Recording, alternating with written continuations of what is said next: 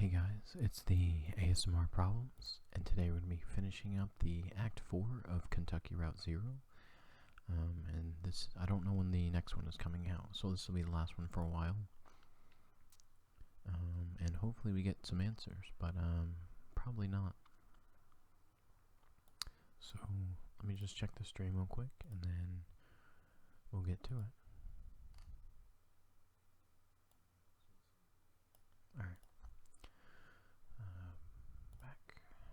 Back to game. So when we left off, we'd just gotten to the this like train station by boat. We went through the Bat Cave. And the reason I broke up the last act is because my throat was a little sore. Couldn't really talk, so I was starting to skip stuff, and I didn't want to do that to you guys. I wanted to be able to read everything. Just set it right there over the lamp, sweetie. Thanks. Actually, just a minute. Who does that parcel claim to be from? That's weird. There's no label on it. Well, for lucky, it's chocolates from a secret admirer and a snake from an assassin. So who are you? Do you work for the post office or tugboat? I only ask because I haven't seen you before. Was that you I heard chatting down the hall? I'm just doing Kate a favor dropping off this package. Kate, I love Kate. She helped deliver both my nieces, one in a hospital and one on the base of a mossy, moonlit oak. It was beautiful. I love Kate. I think Loretta's granddaughter used her too. Oh, Loretta used to work here. Actually, I think quite a few of our former operators have relied at some time on Kate's services.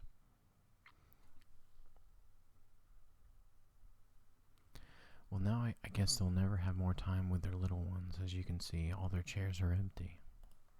It wasn't always like this. When I came to work at the Echo River Central Exchange, there were 12 of us. Loretta, Edna, Meg, Cara, Marie, Louis, Liz, Hester, Angie, Wilma, Connie. I was number 12. Connie and I were hired on the same day, but she showed up early. Marie finished college, and Hester was fired for snapping at a rude caller, but he had it coming, and I hear she did just fine on her own. So they hired Burl, Jana, and Sachiko, which brought us up to 13, and that was as many operators as we ever had here at one time. The power company came along, buying up all the lines, and one day they took the exchange as a throw-in, like it was nothing. And they started phasing us out. Edna, Meg, Cara, and Louis left one Friday evening and were asked not to come back on Monday morning. Burl saw the writing on the wall and quickly found employment at a private PBX. They had Jana and Liz stop routing calls and write up some kind of best practices document instead. It was their final task as exchange employees. Some of the girls were reassigned to other divisions. Connie, I think, was checking residential meters. Sachinko and Wilma were moved into energy sales and cold calling businesses to see if they needed to upgrade their electricity plan. At least they were still on the phone. Then it was just Loretta, Angie, and me. We were swamped. The hours were hell and hard on the throat. The voice with a smile became a croak. I was gargling warm salt water in break room, sipping from a thermos full of hot honey broth stashed under my chair. Well, I brought a lot of extended technique to the switchboard in those days.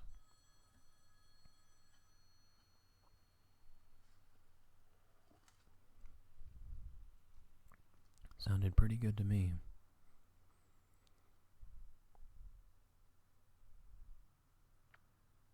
Yeah, I'm impressed. So where was I? It was just Loretta, Angie, and you. They were the smart ones. That's how they held on so long. They went into voice work, recording canned phrases for IVR systems and robocall polling. I could never do that. So after a few months, it was just me. A new automated strategy was announced, and this place was rechristened Consolidated Auxiliary Switch Number 30. If it was automated, what do you do here? It's not fully automated. There are still gaps in functionality that need a human touch. And it really is all about the touch here. Sound is a vibration, a touch, a feel in your ear. So my voice is the touch. When we're talking, we're touching. Even on the phone, that's an electric touch, an intimate little shock that makes your tiny hairs tremble. But that's not even what I mean when I say it's all about touch here. When the power company first tried automating this old exchange with fancy new transistor arrays, the switchboard caught fire. It was just too much, too fast. So they tried using some clanky old mechanical relays, but then the calls were getting mismatched and out of sync. It was a nightmare. Their technicians determined that the phone system down here had been designed ad hoc over decades around the specific tempo of its human operators.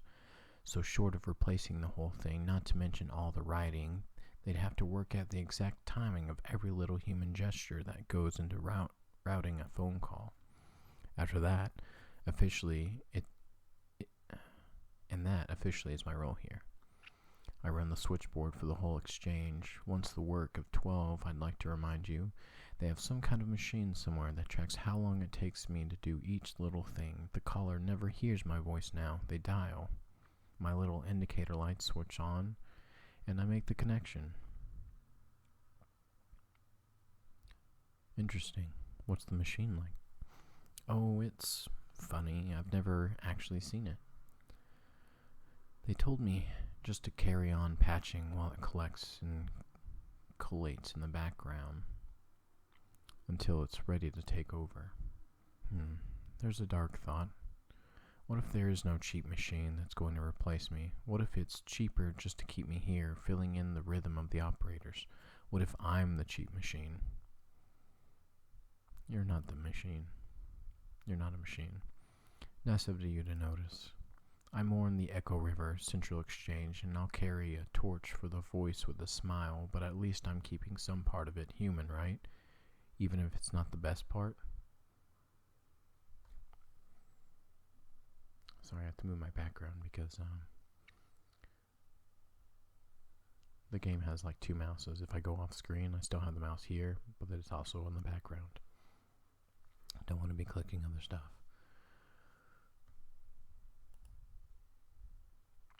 Oh, the parcel. Right over there by the lamp is fine. Thanks for dropping that off.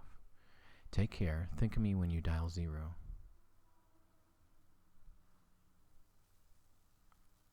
There's those guys again.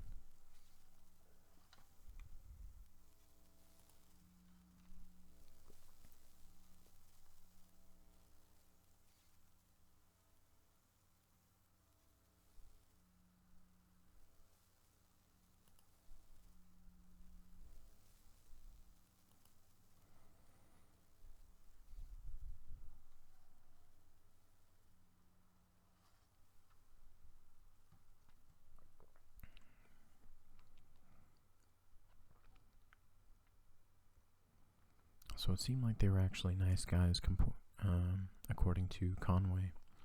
He was saying that they were going to pay his medical bills.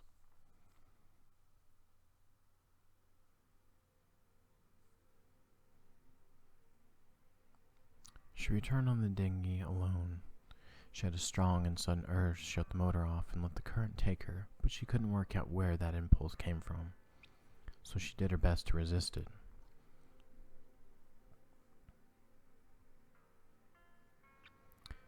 Alright, so let's look at her options. She met a family of 5 on a floating, flat-bottomed skiff. She met a guitar player pedaling on a floating bicycle with his dog in tow. She met a flower salesman on a raft. She met a painter of shipwrecks. Let's go with the guitar player. He said they could take turns, the water was cold, and the floating bicycle was technically marvelous. While technically marvelous, wasn't quite buoyant enough for both of them. Swimming is hard work, the hardest work the dog had ever done, he expected. They'd been traveling this way for most of the night, struggling through the icy water, stopping to recover when they could find a rock large enough to start a small campfire. He had his belongings stuffed into a weathered guitar case at the end of a thin rope. It floated pretty well, so he only had to keep an eye on it occasionally, free it from a rock or some driftwood it was caught on. She asked if he had a guitar in his case or just clothes. She invited him to ride a ways on the dinghy. Let's invite him to ride.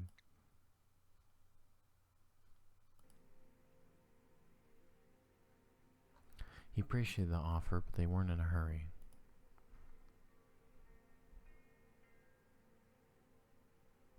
She met a flower salesman on a raft. They floated alongside in buoyant pots, bobbing untethered. He corralled them with a long pole and a stream of small adjustments. She leaned over the water to take a closer look. He just started work for the day, so his stock was full. He pushed a few bouquets her way. First was an elaborate bundle of pomegranates, arranged in the Roman style. He said it was for a particular kind of person. If it didn't remind her of anyone in specific, she'd better move on. Next, a delicate mixture of dandelions. He was feeling distracted when he first designed it, but some customers found it hopeful. Finally, an elaborate mixture of snapdragons, made to look like domestic. He suggested it would be an appropriate apology bouquet. He drifted away from the current, pushing his flowers along with the raft. She met a family of 5 on a flat-bottomed skiff. The boat was loaded to capacity with black plastic bags and a few pieces of furniture wrapped in a blue tarp. 3 paddled, the 2 adults and the older child. The 2 younger children slept. They'd been traveling all night, first by car, and then for the last few hours by boat. Hungry and tired, they didn't plan to stop until they reached West Virginia, where a relative had offered to take them in. But the adults were happy to take a break from paddling in weary silence. They asked her about her river journey.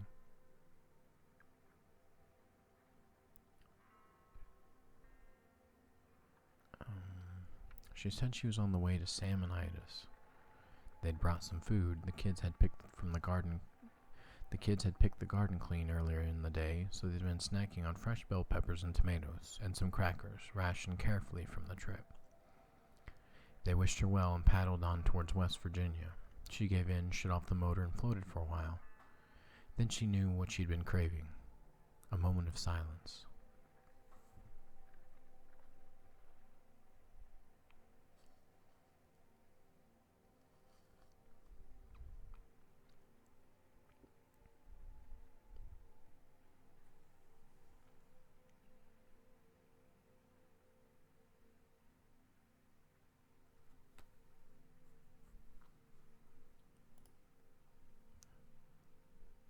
I wonder how long she's going to float there. Even though she looks like she's going pretty fast for having the engine off.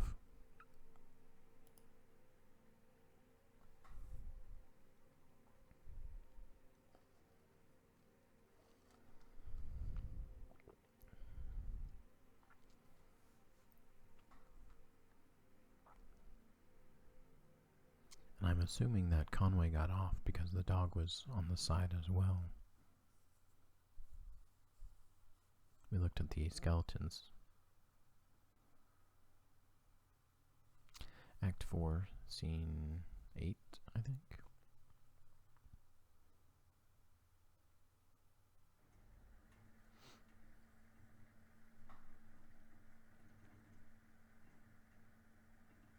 Alright, so this is the ship we were on, so I guess we met up.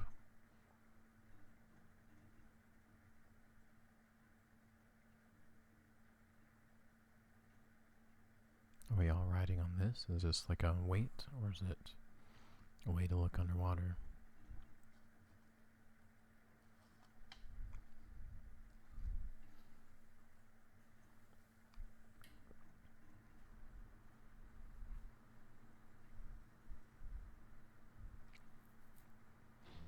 Looks like legs. Sam. Hello out there. Headed up or down? I was just looking for the crew of the Mucky Mammoth. Yes, ma'am, they stop here every morning. I expect they're upstairs now, and I just got the coffee going. I could use a cup myself. It's cold down there. Well, head on upstairs and she'll take care of you. I'll be along in a minute.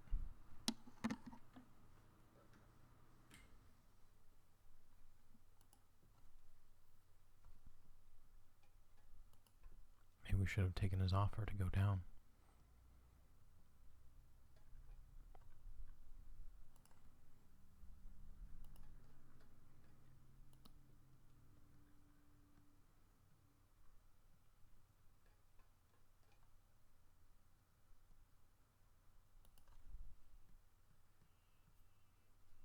Someone over there as well. Just in time. We've already finished eating, but we're about to place a to-go order for Clara. She's back on board, getting ready for her show. Take a look at the menu. I'm sure there's something you'll like. I just a bit of a local celebrity for her cooking, I mean. Hey, Ezra was just talking about you. He's around the corner playing a video game. Maybe go and let him you two are back, or where's the old man anyway?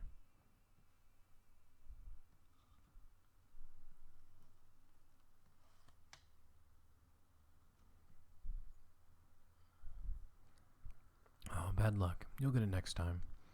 He got a quarter? He's almost got this. It's true. Sure, I have 1 quarter. Thank you. So, where's... He left. Oh, okay. I have to say, I didn't know him very well, but he seemed like the kind of guy who was always on his way to somewhere else. Yeah, I'm gonna go sit down. Cool. The food is good here. I think everyone else is finishing up, but you'll probably get something to go. Alright, Claw Maestro, let's give it another shot. So let's see what's on top of the pile here. There's a stuffed octopus, a plastic bag full of clamshells, a cowboy hat, and some big headphones.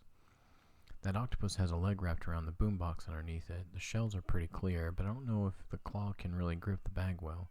The cowboy hat is in the corner, so it's kind of tricky to tell if it's wedged in or not. Those headphones might be a good bet, but I can't see the cord. Could be wrapped around something. What are you going to try for? I want to get the headphones. Let's try that. Good call. I think that's our best bet. Okay, when I put this quarter in, you have 8 seconds to grab your prize. The headphones are on the right, pretty close to the middle. Let me know if you need help lining up. I've got a slightly different view of the field from up here. Ready? Here we go.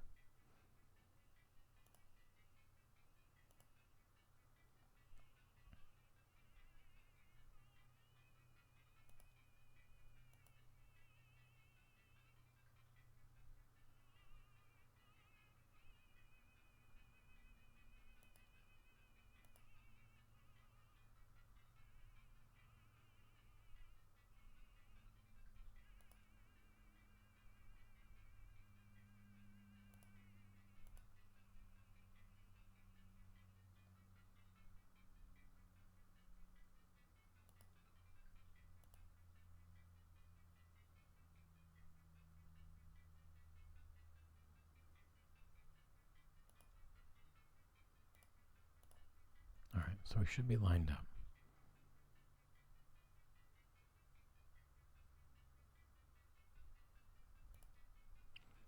The claw drops. It grabs the headphones. The claw's grab seems unusually weak on this round, and the headphones tumble back before they can be retrieved. Ah, you were robbed. I guess the house always wins except on Tuesdays. A friend of ours always said that. I really never knew what he meant. Oh well. Hey, listen. Sounds like the old man you were following around. I guess he had to leave. I should go with him. Oh, no, that's not a good idea. It's not a place for kids where he's headed. Anyway, I don't know what kind of plans you have now, but if you need help figuring out your next move, you can always talk to me and Miss Junebug. I just want to make sure you know that.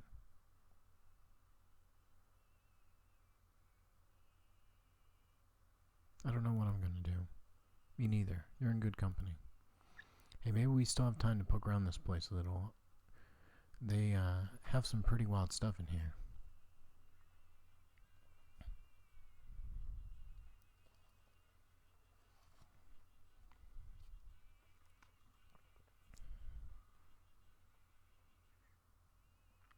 Hey, did you see this? They keep a table full of fake food over here. I've never known why.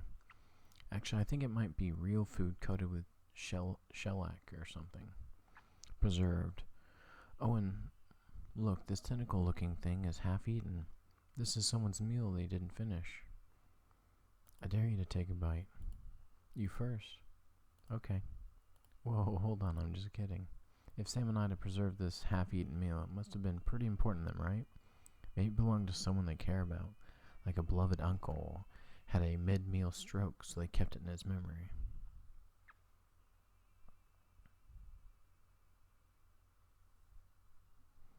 Yeah, like these sunflower seeds my folks left behind. Oh, I'm sure your folks are fine, though.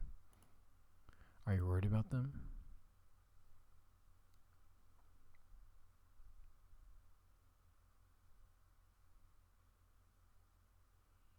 No, they're gone. There's nothing to worry about. I just miss them. So I'll be right back. I think it's just the mail guy, but it's someone at the door.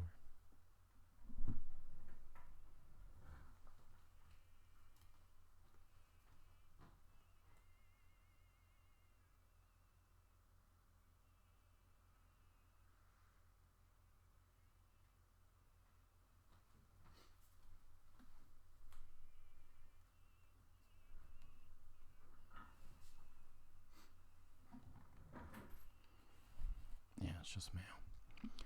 Alright. Okay, well, I don't know what the deal is with this table, but sometimes people do weird stuff because they miss someone.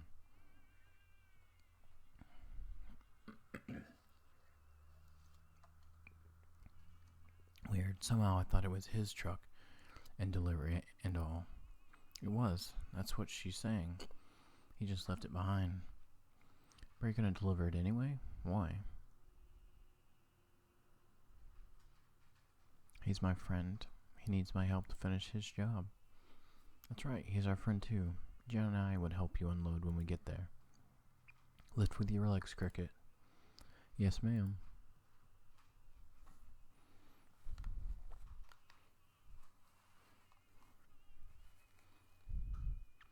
So how was everything? How was the sweet cave snail? Devastating. You're a killer, Ida. Well, I can't take all the credit. Sam came across a whole cave snail colony down there about a year back. We've been leaving rock candy for them to gorge on since. We just started harvesting them earlier this month. Yes, it's all about patience down here. Everything grows more slowly in the dark. There's a fish in Lake Lee that lives to 200 years, and its flavor profile only develops at age 75. I've got a pot of bones in there that's been stewing for at least a week. I don't remember why I put them on.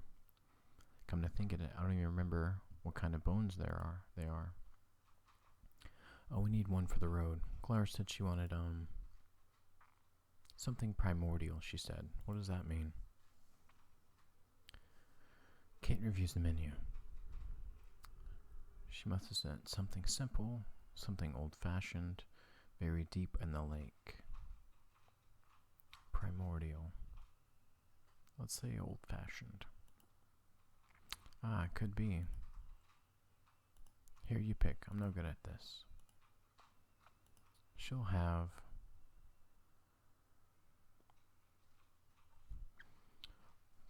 balsamic carrot, old cavefish with small salad and scallop, blind prawn cakes with cranberry butter sauce, spicy blind salamander and rice, barnacle cauliflower soup, mussel hot pot. Let's go with charred blind salamander with cranberry black bean relish, pork and shrimp gumbo, cedar plank mollusk with Parmesan herb crusted butter sauce. Just because, let's go with this one. Good choice. Your friend will love it. I'll have that right out, sweetie.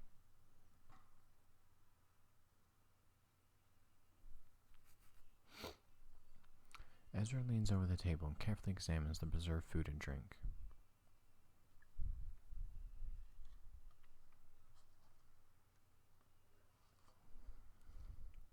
He runs his finger along a grayish claw.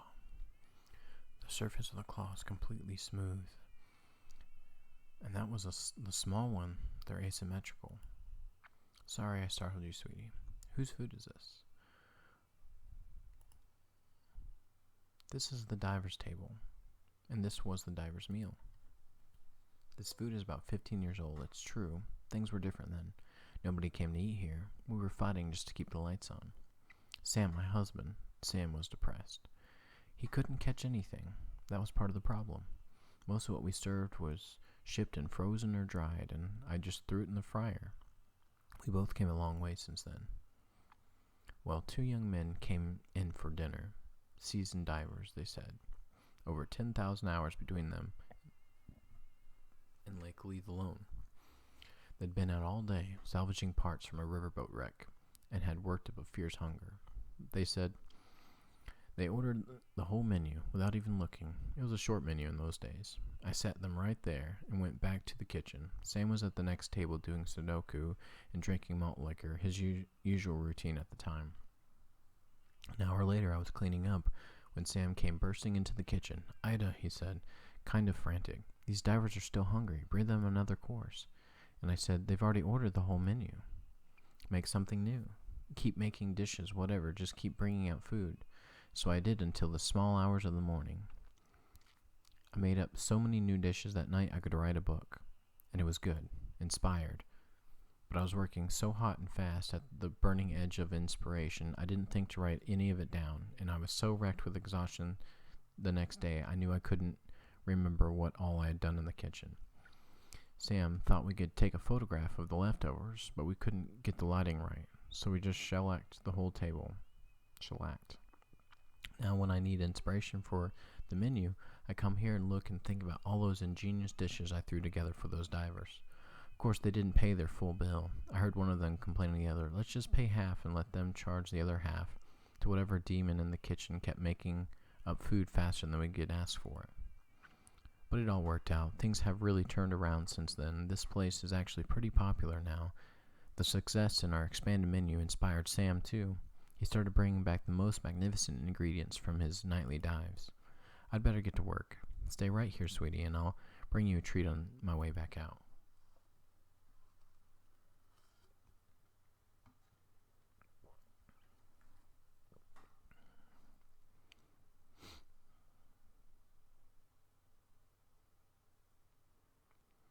So looks like he's got a squid.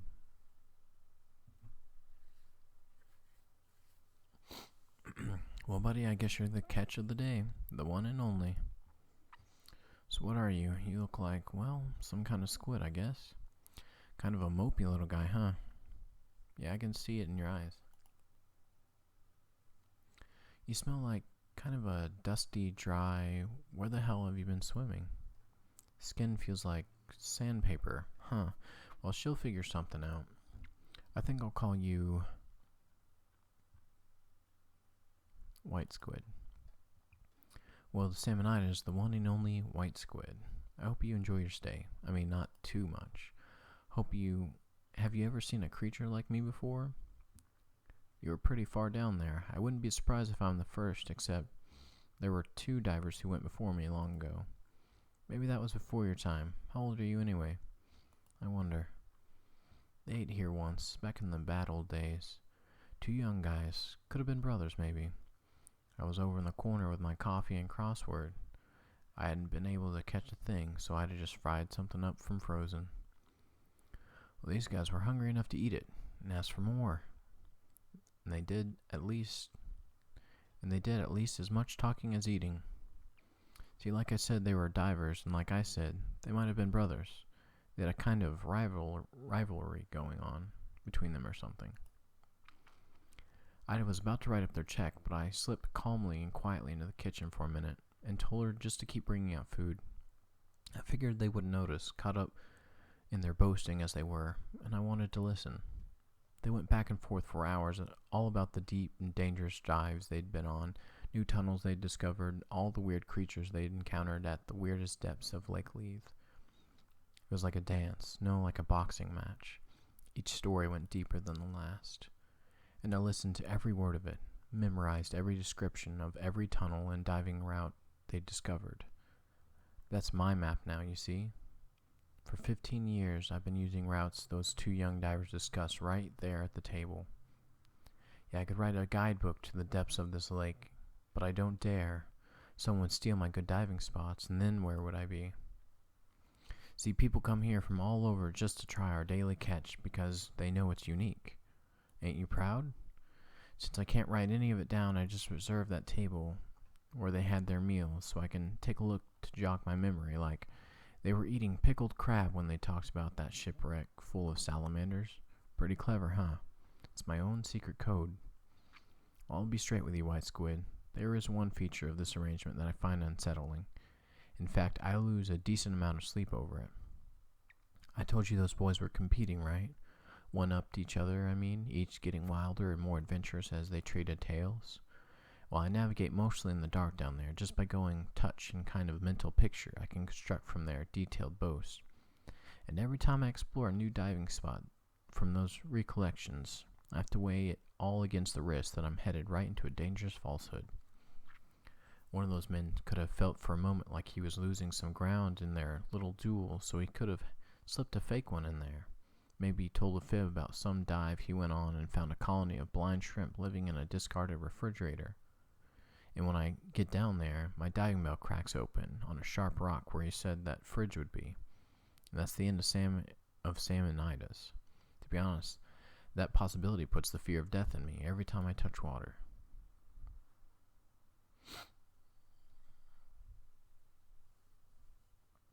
Hey Sam, good haul tonight? Well, we'll see what she can make of it. Yeah, pretty good, I think. I had some trouble down on the narrow tunnel. Some kind of fast-growing freshwater barnacles just about sealed it up. I picked away for half an hour before I gave up and went around the other way. But I got the catch of the day. That's the important part. That's what people travel for. Are there a lot of fish in this lake? It seems so quiet. Yeah, there's a fish or two. Not too many. It's not like a surface lake where you got sunlight propping up the food chain.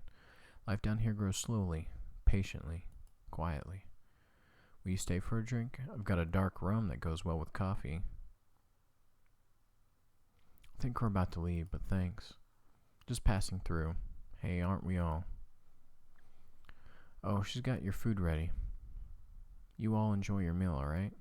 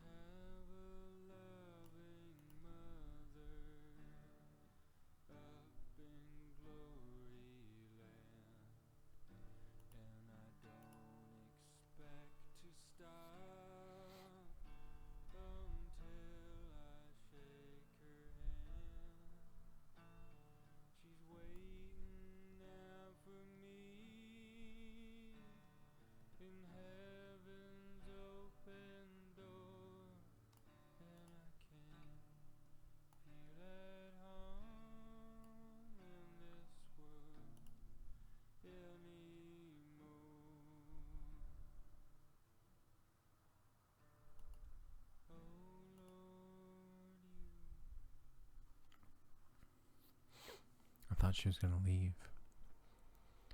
Maybe go back to, find Conway.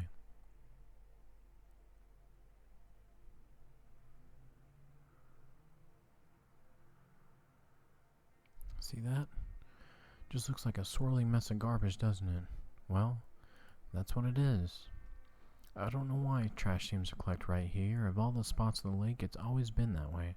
Everyone just navigates around it like it was an island or something. I think I can see some desks and chairs swirling around that edge there. Those all-in-one desks like they have in schools. If I remember right, it's been a few years since I saw the inside of one. Those must have washed down here from somewhere. I've never known there to be a school on the lake. Oh, there was a Gemini School of Beauty. It was run by sisters, Cassie and Paula, indistinguishable except for their haircuts. But I wouldn't think they have used desks like that. We used to stop there most every night to let someone off for a cheap haircut. Student stylists, you know, they spared many a sailor the pain of a botched do-it-yourself do. But I guess they got in deep to the power company. Those blow dryers and curling irons burn a lot of coal. It's a shame they had to close down. The haircuts are gone, but the hair keeps growing.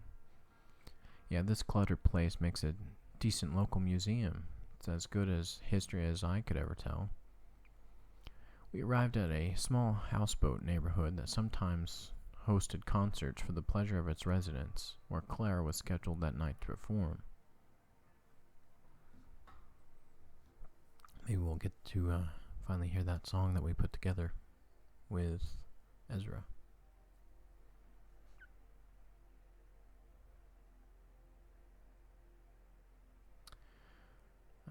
Let's help Clara with her performance.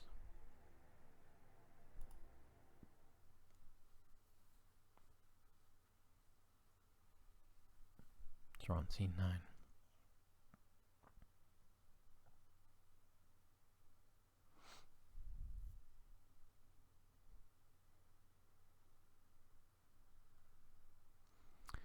That's a very special tape player you have there.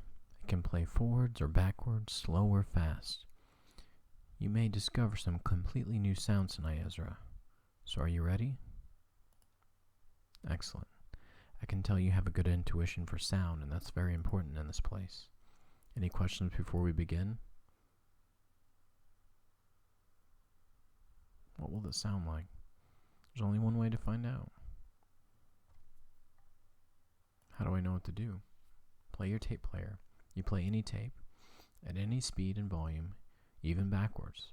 Just listen to your music and use your intuition. Or, maybe better if you try not to listen to music. This technique is called interdeterminacy.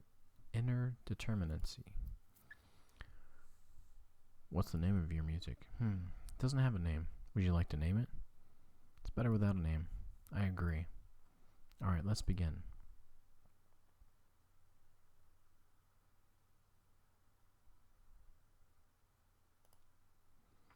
He lets the tape play without interference. He plays the tape slowly at first, but gradually speeds up.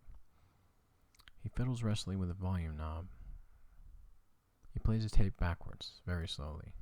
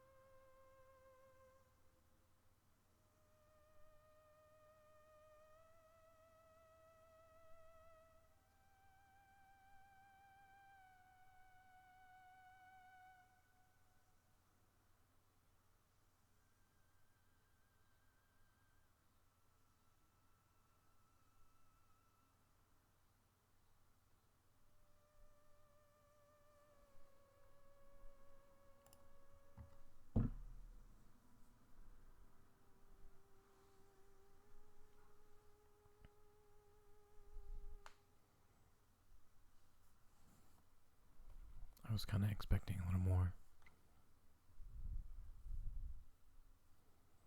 Thank you, Ezra.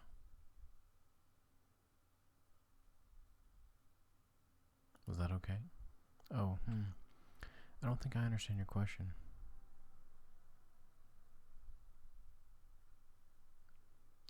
I just don't know how to tell if it was good or not. Oh, right, evaluation. Good music and bad music. I don't like to think about my work that way. Sometimes it's difficult not to.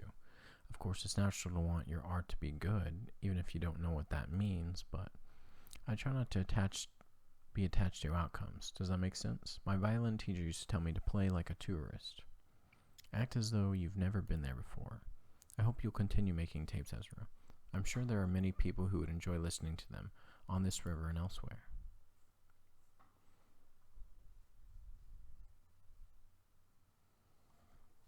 So, like, it didn't really seem like it made a difference on the sounds.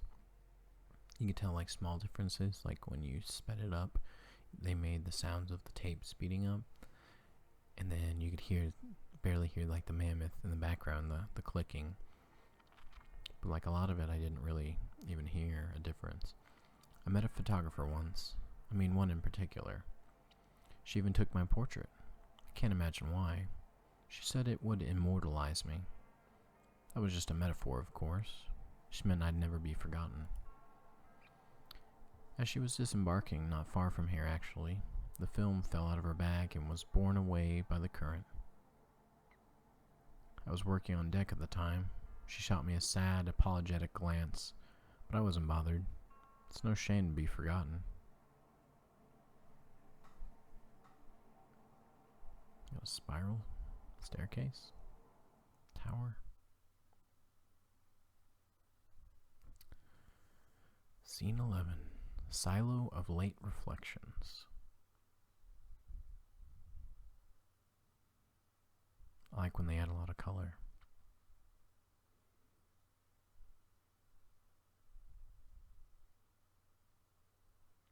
What's this place like? Dogwood Drive. It's in a small town, or... I really don't know. I've got the manifest the old man had in his truck here. Lizette's Antiques. Mail order delivery. No return address. Shipping address. 5 Dogwood Drive. Packing list. And then it's just numbers. I guess the inventory numbers of the antiques he was supposed to be delivering. Anyway, I'm glad you're coming with us. Yes, I'm always eager to see more of the country, and I enjoy the company. I will have to find a bus or a train to get on to Nashville by evening. Well, they have buses everywhere, right? Or hey, I could drive you to Nashville. Seems I have a truck now, only how are we going to get it up these stairs? That's quite a staircase.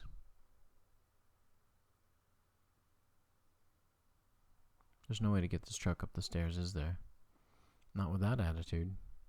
No, there isn't. Looks like we're having to make the rest of the trip on foot.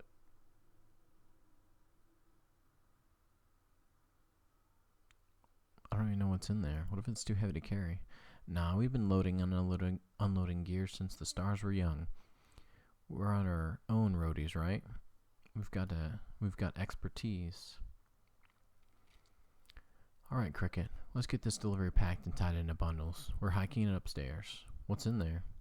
Antiques, I guess. Antiques. Yeah, antiques are... It's like junk. People will pay for it. Oh. Sorry, I guess you'll be taking the bus after all. It's okay. It'll be an adventure. Tired? Don't worry, lady. We're almost there.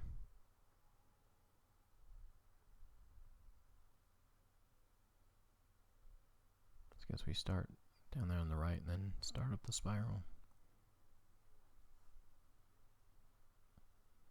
They are kind of like cyborgs, so they should be able to carry a little bit more, I assume.